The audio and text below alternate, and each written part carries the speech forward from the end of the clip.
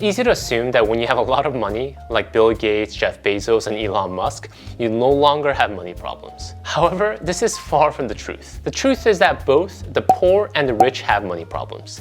The key is, they're very different problems. Hi, if you're new to the channel, my name is Tay from Financial Tortoise, a channel dedicated to helping the standard generation master money and achieve financial security. When you don't have money, you believe that once you have it, all your problems will go away. Within 2 years of immigrating to the United States from South Korea, my family went bankrupt. We lost pretty much everything we had. At the age of 10, I experienced being evicted from our house. I remember thinking that only if we had money, we wouldn't have all these problems. If we had money, we wouldn't have to worry about paying the rent. If we had money, my parents wouldn't be so stressed out all the time. And if we had money, I wouldn't need to shy away from asking my parents for the new toy that all the other kids at school had. However, after 30 years, I have learned that money itself, having it or not having it, is really not the solution or the problem. It is not knowing how to manage it and master it.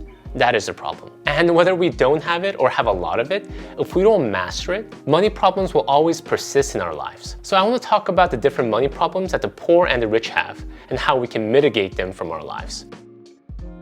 The poor have a different set of money problems that the rich do not have. Number one is the problem of scarcity. When you don't have money, you believe that once you have it, all your problems will go away. You think that if only you had money, everything in your life would be okay. This is what I call the I'll be happy when syndrome. You're never really content with what you have and are always looking for that next big thing that will make you happy. The problem with this way of thinking is that it keeps us in a state of perpetual dissatisfaction. It also causes a lot of stress because we're always worrying about money and how to get more of it. Instead of saying I'll be happy when, we must learn to recondition ourselves to say I'm thankful today because. Zig Ziglar, the motivational speaker, used to share a story about a disgruntled lady that he met during one of his speaking engagements. She would complain about how her life was so miserable and everyone at work was so mean to her. He asked her to do one simple exercise. Instead of saying I hate it because, to write out a list that starts with I love it because, and to write out as much as she could. She came back to him weeks later and told him how everyone at work was now so nice to her. The fact is that nothing really changed at work. It was their perception that changed everything. If we focus on what we don't have, we'll always struggle with the problem of scarcity. Let's work on reconditioning our minds so that we focus on being thankful for what we have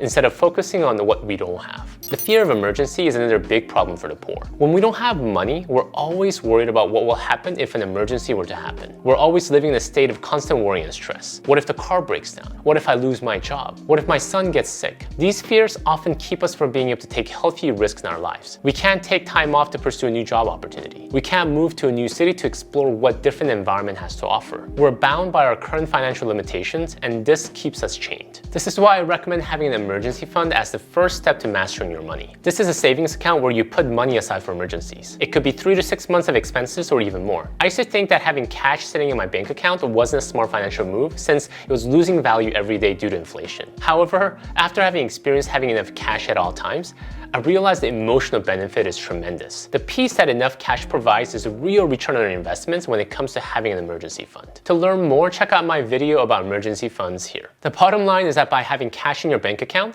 this alleviates you from worrying about the day-to-day and allows you to look forward towards creating a better future. Number 3 is bad financial advice. And this one really gets me boiling. Too many poor get bad financial advice from people who are not qualified to give it. We often listen to friends and family members about what we should do with our money, instead of increasing our personal financial knowledge. And friends and family members are not the worst of them. Most are just speaking from ignorance. But too many investment companies, financial advisors, and insurance brokers dole out advice that is not beneficial to us, only beneficial to their own interest or the company's interest. At the end of the day, our personal finances are our responsibility. Read and digest the information out there. Consult with a financial professional if you really want to. However, don't take their word for it. Do your own research by reading personal finance books and watching awesome personal finance videos like this. And another great way to get started is by downloading my free PDF personal finance guide, Standard Generation's Guide to Financial Security. 10 steps to securing your family's financial future. Just go to my website at financialtortoise.com and download your free copy today. I'll also have a link in the description.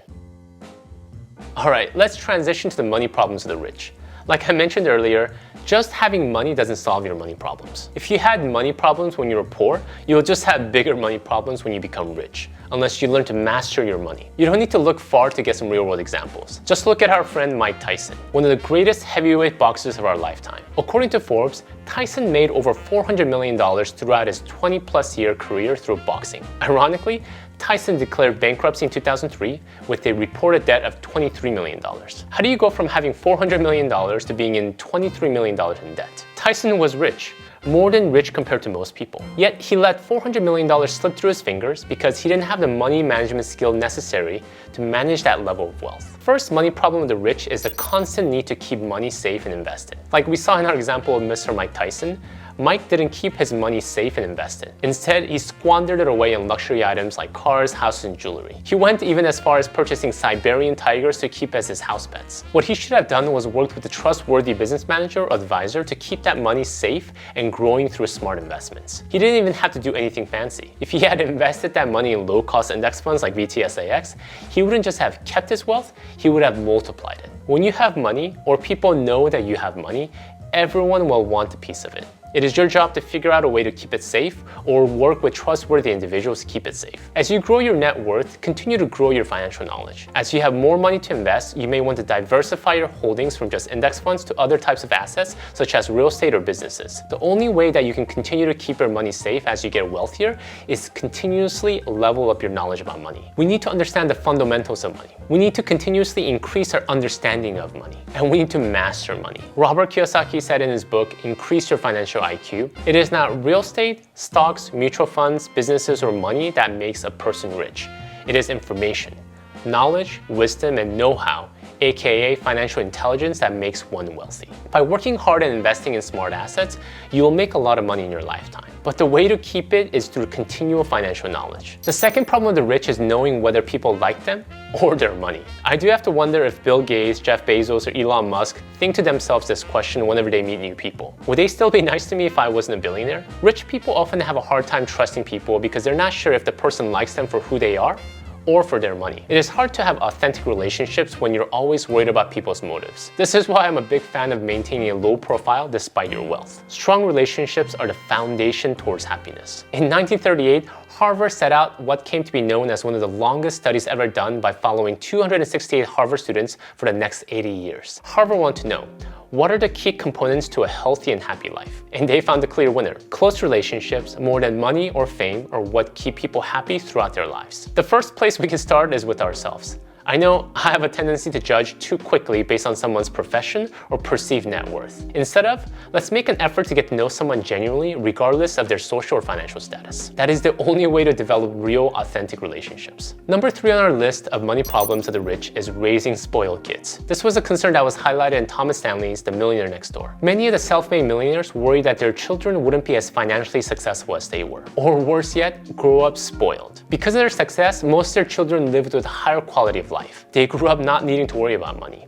They got used to a certain level of lifestyle. This definitely is a huge worry my wife and I both have. We can't deny that having financial struggles as children was what drove us towards financial success in our adulthood. Seeing our parents worry about money, both of us vowed that we wouldn't want to deal with the same issues with our own family. However, I have to wonder if this is like a double-edged sword. We aren't having to worry about money as much as our parents did, and we are able to experience a level of lifestyle we only dreamt about as kids. However, when our kids grow up, because they got used to this lifestyle, I worry. Thomas Stanley gives some advice he gleaned from the millionaires that he interviewed. In addition to focusing on education, he set to create an environment that honors independent thoughts and actions. Teach our children to live on their own. So as my children grow older, I'll heed this advice and do my best to cultivate independence in my kids. If you want to learn more about how to talk to your kids about money, check out my video here. Thank you again, I'll see you in my next video.